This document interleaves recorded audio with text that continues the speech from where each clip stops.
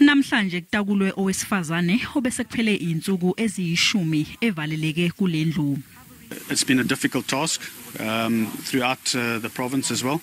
But as you can see in the back here, the members are working tirelessly to get the body out and to create closure to the families.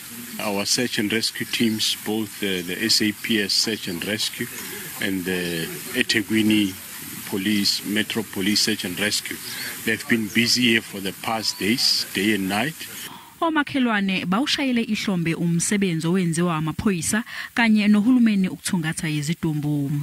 Siyabonga uNkulunkulu emuhle besikhalela ithambo lakhe nje bese silikhalela akekho umuntu owangaba nalo ithuna kumele ukuthi umndeni wakhe ulazi ithuna lakhe simazi nala simbeke khona nathi uqobo lwethu ube umntwana ohloniphayo. Usuthole ukugxekwa Umbutho wezokuvikela ngokushaya ngolonwabu ukuhlinzeka ngosizo. Abanye bakhala ngokuthi namanje abakalutholi usizo basavaleleke ngaphakathi lapho behlala khona njengoba kuguguleke imigwaqo.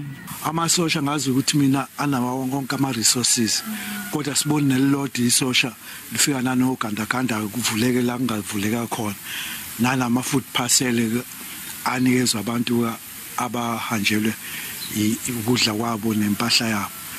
Asazi ukuthi kanti uHulumeni wethu lo samvotela kanti senza iphutha masomfaka emandleni. Uziphendulela Umbutho wezokuvikela kulezi insolo uthelo ludaba lisingethwe ababhekele ezenhlekelele nokuyibona abashoyo ukuthi yiziphi indawo okumele banikele kuzo ngokusheshsha. We understand the frustrations of the people that they need something to happen and happen now. But however, we must know that everything we have to do planning. We can't just jump now and do something. Tomorrow the very same community will be complaining that what we gave them actually is not right. But however, I'm not trying to justify that.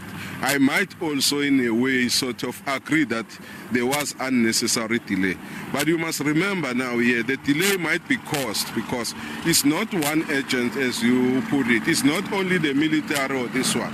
You have to combine forces. Bathembisa ukuthi kusukela kusasa labo abavaleleke emalokishini bazoqala ukubona umnyakazo njengoba bezofaka ogandaganda.